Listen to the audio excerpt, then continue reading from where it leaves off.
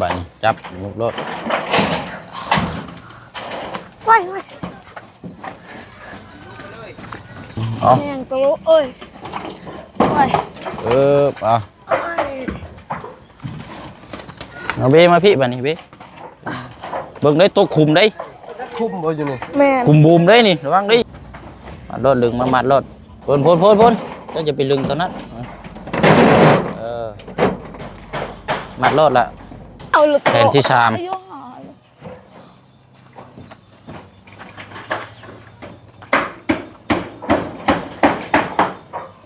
โซ่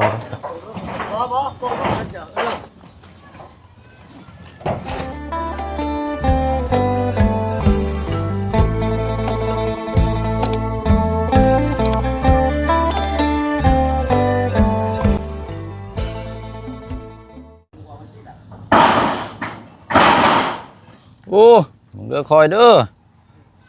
โอ้เนาะเอาแล้วบาดนี้ดังค่ากะกำลังเร่ง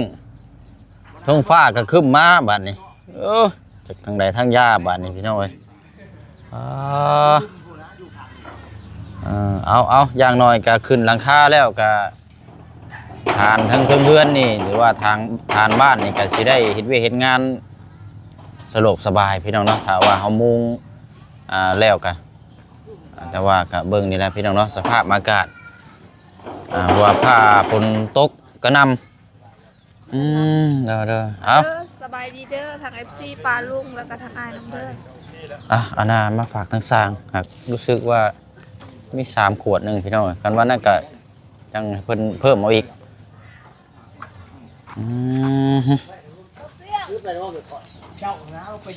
ฮะ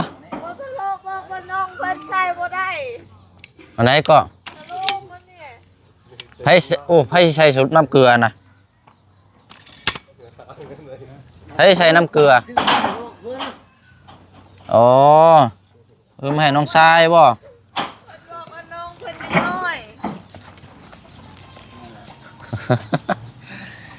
โอ้ยเนาะผู้น้อยอายุ17 ปีนะผู้น้อยเห็นบ่ใช่ผู้น้อยว่าคือว่าผู้ที่ออกมานั่นผู้ออกมาแต่ผู้ส่งหันว่าส่งบ่ได้แล้วเป็นยังไงเขาก็หันส่งเราเมื่อยแห้งเขายังบ่เป็นหลายยังเมื่อยแห้งบ่เดี๋ยวนี้นะไปเรียนเนาะก็ต้องใช้น้ำเกลือสโลมแล้วพอมีเหือมีแห้งนะให้แพทย์เพิ่นไปใช้อยู่เพื่อนหั่นซะอันนี้ว่าจะซื้อมาแต่เพิ่นไปใช้ให้โดยซื้อแต่วันนี้แล้วแต่ผู้ส่งมันบ่กล้าส่งว่าเราเมื่อยแห้งเอาง่ายๆซะผู้ใช้น้ำเกลือเนี่ยบ่กล้าใช้ให้โดยเป็นหยังอ่ะแล้วว่าให้เรากินข้าวแห้งก่อนซะว่าเลิศสบายว่าลองถามเบิ่งทางแพทย์เบิ่งเนาะลองถามเบิ่งทางแพทย์เบิ่งอย่างเบิ่งนี่เขาก็บ่ได้เรียนมาทางนี้พี่น้องคันว่าเมื่อยแห้งก็มีแต่ว่าใส่น้ำเกลือลดหรือว่ากินยาแม่นคือกับคอยตอนพันใส่ปุ๊บแล้วก็ดีเลยแต่ว่านี่บัดคนเพิ่นออกมาอันนี้เนาะเกี่ยวกับร่างกายนะบางคนร่างกายก็บ่คือกันเนาะโดยนี่ก็ลองถามเบิ่งเนาะลองถามเบิ่งศึกษาเบิ่งนั่นแหละโอ้ยเนาะเอาพี่น้องเนาะสบายดีเลยพี่น้องเนาะสบายดีและสวัสดีพ่อแม่พี่น้องน้ำกันอีกเนาะมื้อที่4แล้วมื้อนี้เนาะสำหรับทางเรือน้องป๊อปพี่น้องเนาะหรือว่าบ้าน4 มื้อที่4มุงหลังคาแล้วมื้อที่5เข้าฟ้าบ่แม่นวงกบก็ได้บ่นี่เนาะหรือว่าสิปูแป้นก่อนบ่ปูแป้นก่อนเนาะเข้าแป้นก่อนละจังเดินตรงเนาะใส่เส้นเดินตรงพอดีแล้วคันว่านั่นก็ทั้งบ่บุญมากก็ให้เพิ่นซื้อวงกบมาเลยเพิ่นมาแล้วบ่จังหวะแล้วบ่มาก็ต้องมาแล้วงานมันอันนั้นแหละมีแต่ว่าเรื่องไม้48นี่ทั้งบ่เชียงนี่บ่ได้รับได้พี่น้องเอ้ยไม้48นี่ ว่าไผมีงบก็แม่นสั่งมาเลยมื้อนี้น่ะเอารวมๆก็ได้เพอบ่เชียงนี่เหลืออยู่3ล้านน่ะอยากเอาไว้ชะลอตัวนี้ก่อน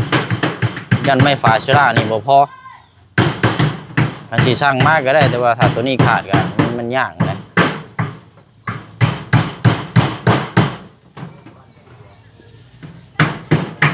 ราคาก็บ่ถึงเนาะ สร้างกับตัวไปก่อนเพราะว่าตัวนี้มันต้องใส่ตัวนั้นก่อนดิถ้าผมมีตัวนั้นก็ใส่ตัวนี้ไปก็ว่าเสีย นั่นอย่างว่าเฮางบผู้ที่มีเพิ่มแล้วให้เพิ่นสั่งมาก่อนวะ มันกระจายกันฮะมันกระจายอยู่กันอยู่อ่ะน้ำมาพึ่งดิ2 ล้าน น้ำมะเพิ่งก็มีบ่ นี่เหรอวะ บูฮูคือการคือ น้ำมะเพิ่งเอาเราเคยแจ้งเจ้าอยู่บ่ซะ บูฮูคือการทำใหม่คือ ไอ้บ่ฮู้นำอันนี้เด้อเสียเด้อไม่ได้เจ้าเก่งเจ้าอันนี้แหละพี่น้องทางปะลุงก็ถามมาหลายมื้อวานนี่ก็หลายแม่นอันน่ะฝากถามทั้งบ่ยาวนำแน่พอดีบ่เชียงถามแล้วทางบ่ยาวแจ้งมาแล้วก็มีอยู่พี่น้องเนาะ 2,000 บาทแต่ว่าทางบ่ยาวยังบ่ทันได้ขึ้นมาอันนี้ทางทีมงานก็แจ้งบอกกันแล้วพี่น้องเนาะทางบ่ยาวขึ้นมาหรือว่าบ่ได้ขึ้นมาก็ฝากให้ทางทีมงานมอบต่อก็ได้เนาะหรือว่าทางว่าบุญบ้านป่าขึ้นมาจังซี่นะพี่น้องแต่ว่าอันทางบ่ยาวห้ามฮู้แต่ไรมาอยู่แล้วพี่น้องเนาะว่านั่นน่ะมีส่วนร่วมทางเขตของป๊อปเนาะอันนี้เพิ่นย่านแบบย่านลืมย่านหยังหันนะที่เว้ากันย่านลืมย่านหยังก็เลยเป็นคอมเมนต์มาหลายแต่เพิ่นก็ถามทางบ่ยาวทีมงานแจ้งกันแล้วพี่น้องแต่ว่าทางอื่นนี่ครับบ่ฮู้ได้เนาะอยู่กับลุงหนวดนี่มันเหลือเงินอยู่พอดประมาณ1,000 บาทอ๋อเบิดแล้วเจ้าซะเนาะแต่ว่าถ้าเบิ่งแล้วก็ว่าสิได้หยังก็บ่ได้ก็เป็นไว้ผูกแขน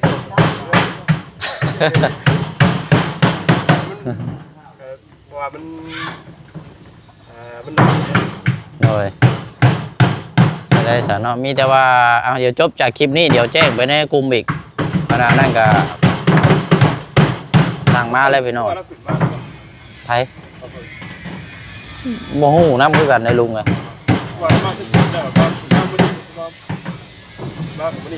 บ่ฮู้คือกันตัวนี้ก็ต้องแล้วแต่บุคคลแหละนี่ก็เพราะว่าตำรวจก็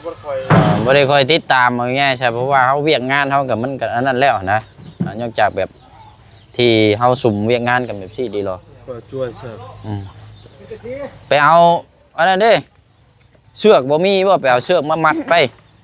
ยืนจังซี่โอ้ลมพัดมานั่นอันตรายเด้เสือกหันลื่นเนาะตะโลเนาะเสือกหันลื่นนี่ไปแก้เอาอยู่แถวนี้มองปลูกเสื้อผ้าหน้าแพนี่เล็กลวดเล็กลวดหันมันเน้นลวดก็ได้หรือว่าเชือกก็ได้ไม่ยากหรอกใช่สั่งล่ะใช่บาดตะไคร้กี่บ้าน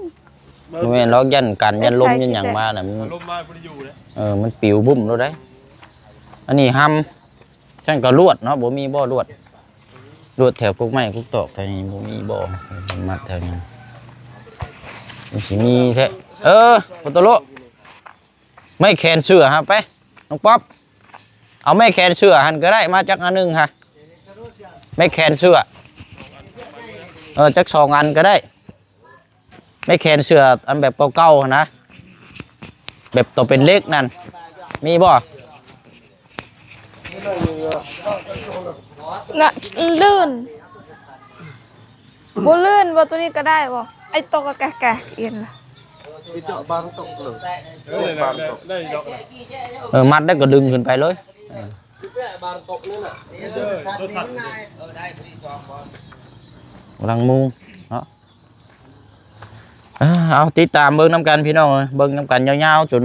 แล้วจนสำเร็จจนอนาพร้อมวันนี้แหละพอแล้วพี่น้องเนาะก่อนเช้ากันมือที่4แล้วขึ้นอยู่ขึ้นนอนแล้วก็ลมข้างล่างถ้าว่ามียังมาเพิ่มเติมก็แล้วแต่บ้านนี้พี่น้องเนาะจัดแจงไปตามขั้นตอนแล้วเนาะตามประมาณครับเอาเจาะแก่ๆซึ่งจะตื่นแต่จังมุ่งลุงแต่ละมื้ออุ้ยตลกนี่กูบอกเบิ้ลที่2 ตี 5บ่โอ้โดย5 โมงเช้าดิโอ้ 6 โมงแต่ละมื้อ เอาเคยตื่นนี่เด้ 6 โมง5 โมงนะพอดีงามเนาะ ก็บ่ฮู้ ออกมาอาบน้ำมาก็เวียกมาพอดีเด้อ มื้อก็ตื่นตี5 5 โมงเช้าทุกมื้อ เราเอ้ยเขาเปลี่ยนบ่ได้เปลี่ยนแบบนั้น ตื่นมาบ่ได้ หน้าก็เปลี่ยนเลยคือเฮา ประมาณนี้เนาะ4 โมง5 โมงเนาะโอ้ยเนาะเอา หน้าก็เปลี่ยนเนี่ยกูเจาะแต่เด้อ มัดเด้อ ขาบอกเพิ่นวิชอบ มัดเอา เอาเลยมา มัดกิ้วเอารถ เคยบ่ปล่อย ได้แล้วฮะไปบัดนี้จับมุกรถ ไว้ไว้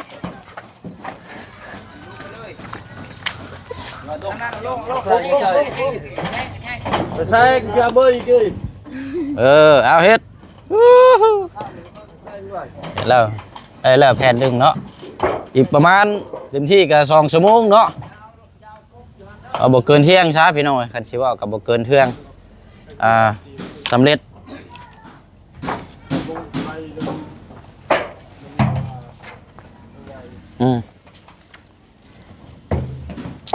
ตอกจะว่าไม่อันเส้นนั่นน่ะเนาะคือเนื้อแท้เบิ่งได้ โอ้หนัก เอา แห้งตะลุเอ้ยไว้ เอาเบมาพี่บัดนี้เบเบิ่งได้ตัวคุมได้ คุ้มบ่อยู่นี่ แม่น คุมบูมได้นี่ระวังดิโอ้ตะโลบ่ได้ฮู้บ่นี่ บ่ฮู้เด้อ โอ้คุมน้ำนี่ช่วยอีกแล้ว เอาเด้อรถกันเสือถือกับรักดิ โอ้อย่ามีรอกห่างแห้วไว้ต่ำลงแห้งแล้ว ลงไม่กระลายแล้วอยู่พื้น ไม่ก็ลายครับ คิดว่าไม่ธรรมดา เออ โดดไปแล้ว คอยได้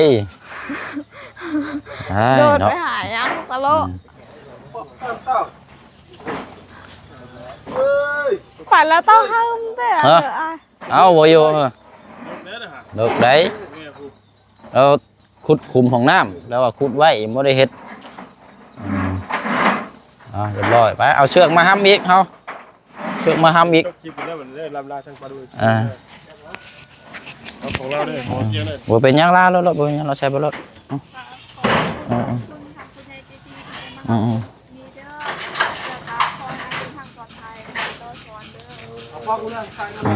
โอเคไปเนาะนะดูน้ำกันยาวๆเนาะเรื่องไม่18นี่เราจับใส่ก่อนบ่ได้ยังจับใส่เส้นใส่ขาวก่อนเอาเชือกมาอีกรถมาพับใช้อีกรถ ตะลุแหละฮะตะลุเอ้ย มาเฮ็ดรถแล้ว ไปเท่าไหร่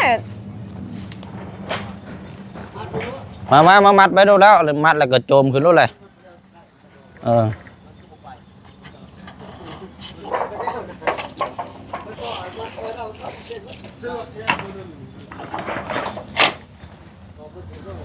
ขนาดกลางเนาะอันนี้ก็ เสือกเอาลงเท่านั้น สังกะสีขนาดกลาง อ้าวมันโมเมนต์แบบนั้น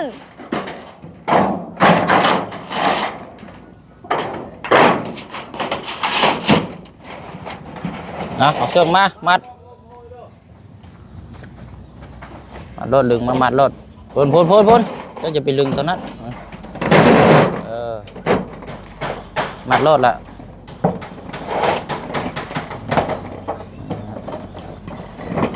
ดีได้มันดินไม่ได้ได้มันดีดได้แน่นๆรถช่างชนยังได้ละเกินเที่ยงเนาะเรียบร้อยละ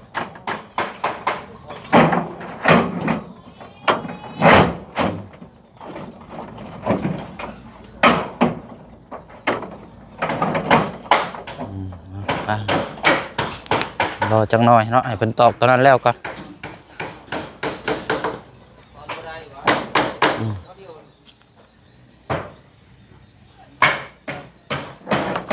สีฟ้า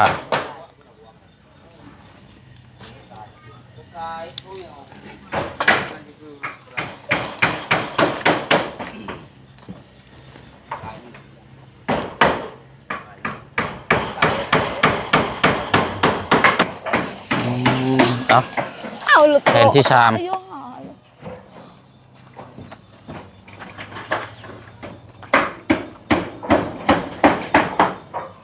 ซอย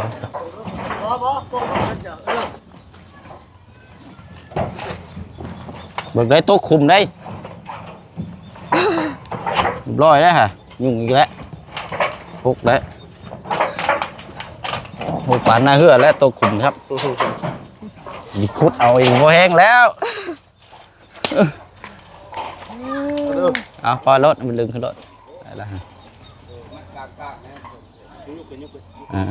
ได้ละแผ่นที่3น้องเนาะประมาณช่วงเที่ยงก็น่าจะแล้วล่ะ ไอ้ซีเมื่อเราบ่ ย่างจังหน่อยก่อน โดย เบิ่งก่อนเป็นนั่นแหละพี่น้อง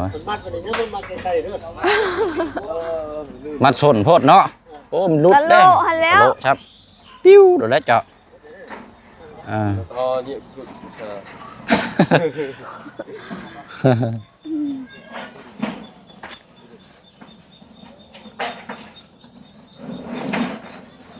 มายังไง ไปยิงเราตาดงก็ได้ เออ ไปมันไปเลยประกูเหะ พอน้องไม้พี่น้องมายังใส่อยู่ในรถนะ เอาต่อ ฮะ เอาต่อ เอาต่อเอากำลังสิไปใช่ไหมเออ หาเท่านี้ เป็นนี่ได้น้องไม้ยังเห็นงานคือเก่าอยู่ป่ะไม่ได้เข้าไปหาโอ้ตั้งแต่ประตูคำสิงมาหาเนาะแล้วไม่ได้เข้าไปหาเลยทางเบิ้งพี่น้อยมือสองมือนี่แหละ จ้ะ ใช่ นาย เอามัดเพราะ ยิงนายตะโลในให้ตาในนายในเอียง เบิ่งเอาแผ่นเหลาเราชิมัดได้หรอ ระวังอะไรมันดีดเด้อ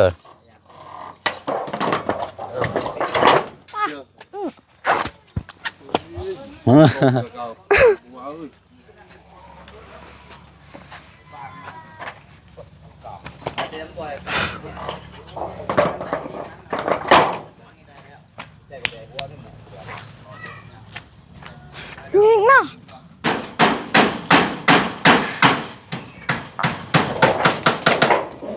ไอ้เจ๊ยังไงตัวโรเต้กูเปลี่ยนลงก็ เก้ทำไมกุซ่า กูจะได้เปลี่ยนแล้วก็เตือน เอ้า คอยมัดเอาเนาะ ห้ามกับมันห้ามกับมันแหละชายอัด โอกากุซ่าเลย ดูน้ำใช่ตัวบนน้ำเมื่อยตาโอเค เฮาไม่เรียบ ห้ามกับมัน เฮาไม่เรียบไปยังสัง คือเมื่อยกันจะไปยันไปกิตเจาะ จะไปยังไงจ๊ะแต่เห็นได้ในการว่าผู้ใดล่ะ ก็ไปยันละกี่ขาจีเจ้ตลกเฮ้ เนาะซอยกันดีเว้ยคือแบบนี้ที่แล้วไว้เยอะแบบนี้เนาะซอยนางงานที่เราไปทำมาครบเนาะทำกันนั่นแหละ กินเกะไม่จะตัวมันขาบมันจะไปเกะบอกเกะอันนั้นมันจะมันห้ามเกะ เลย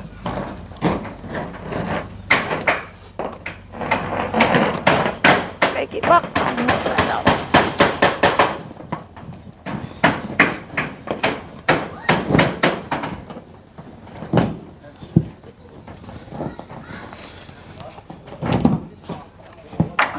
โอเคเนาะ เอาไปไล่รถไหมล่ะ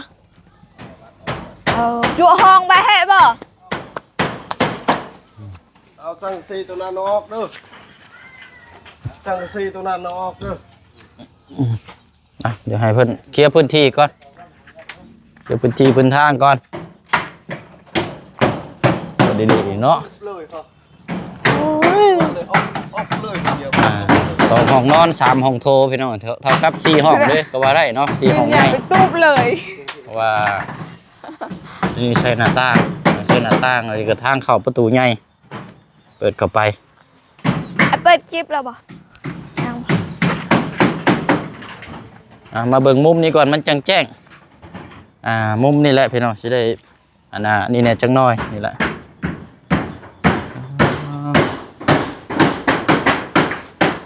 อืม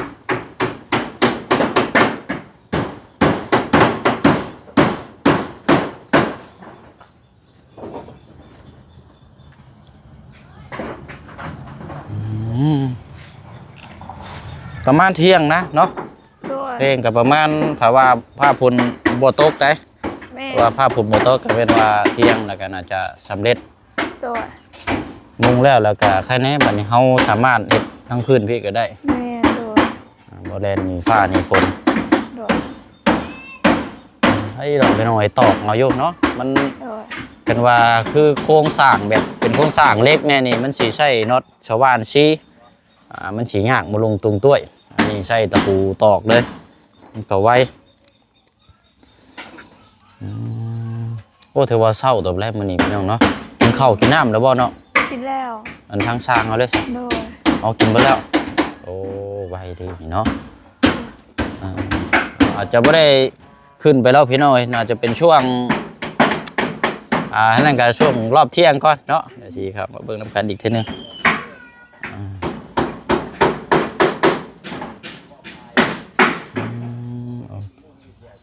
พอเราบอกอีกแผนหนึ่งเนาะเดี๋ยวขึ้นอีกแผนนี่ก็จะได้ไปเปียกต่อมื้อนี้จะได้เข้าไปจบเจ้านี่อาชีพพี่น้อยยิ่งเข้าไปบ้านแกงหลวงในก่อนบัดนี้แกมีกบไปให้ช่างก่อน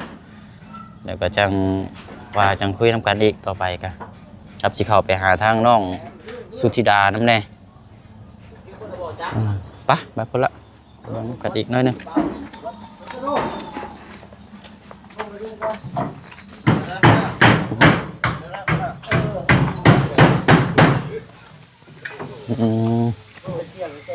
นาวัดลีใส่แห่งกับมัน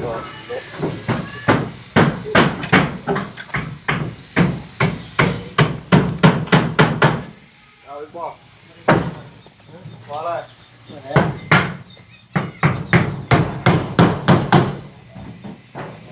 พอสร้างเป็นยังเขาเอาลงเบิดเป็นยัง โอ้ยยังกันนะคอนิฟิวอ่ะนะเท่นี่ช่างเนาะล่างสารพิษดีเลาะนี่คอนิฟิวดีนี่โอ้ เราไอ้คือเราตึกตะวัน เจ็บเข่าเลยเจ็บเข่าเลย เบิ่งมุมก่อน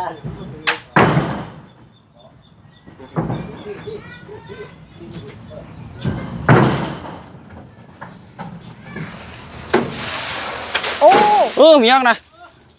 อุ้ย น้ โอ้โหอ๋อ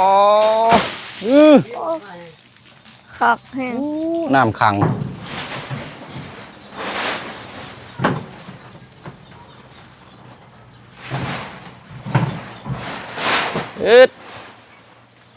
มีอยู่ประจักบ่เปิดแล้วบ่น้ำโอ้เฮ็ดวัด เตี้ยขึ้นน้ำเตะเสา เดี๋ยวก็ตกแล้วกว่าเดี๋ยวฟ้าฝนก็ตกลงบอกเนาะซองเบิ่ง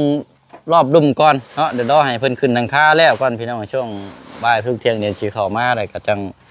มาซองเบิ่งเอาพี่น้องเนาะสาเนาะมีแต่ว่าปะเดี๋ยวมอบหน้าที่ให้ทางสร้างเนาะแล้วก็ทางเจ้าของเพื่อนซ่านนี่แหละพี่น้องเราก็จักสิเฮ็ดหยังเนาะพอได้จับใบซอยสร้างเลยพอบ่เงียบบ่เงาเนาะ ด้วย ต่างหาประสบการณ์แล้วก็เบิ่งแย่งน้ำกันเนาะ ด้วย มีเดียวเชียงไปเวียกต่อก่อนเด้อ ด้วยขอบคุณทาง FC ที่ได้มารับชมคลิปนี้เด้อก็แล้วก็นำอ้ายขออ้ายเดินทางปลอดภัยขอบเจ้าพรเด้อ โอเคอะไรเนาะเดี๋ยวเรื่องไม่48ก็เบิ่งก่อนพี่น้อยเนาะเดี๋ยวต้องประสานทางทีมงานผู้ที่มีส่วนร่วมนำมันแหละมีงบเท่าไหร่เพราะว่าเฮาแจ้งนำกันนั่นแหละพี่น้องว่าสร้างเพิ่นมุงหลังคาแล้วเพิ่นสิได้เดินตรงได้พี่น้อยเนาะอย่างก็ทางว่ากันเนาะพี่น้องเนาะไปลำลาก่อนเด้อพี่น้องเนาะพุ่นละเยี่ยมยามทั้งน้องสุธิดาก่อนบัดนี้พี่น้องเนาะกันบ่สุขุสุคนเนาะบ๊ายบายเด้อพี่น้องเด้อเนาะสุขทางกาย สบายทั้งใจทั้งผู้ให้ทั้งผู้รับทั้งผู้เบิ่งผู้แย่งนํกันเบิดสุขุสุคนเนาะที่ติดตามแล้วก็เป็นกำลังใจให้นะพี่น้องเนาะบ๊ายบายพี่น้องเนาะเบิดสุขุสุคนสบายดี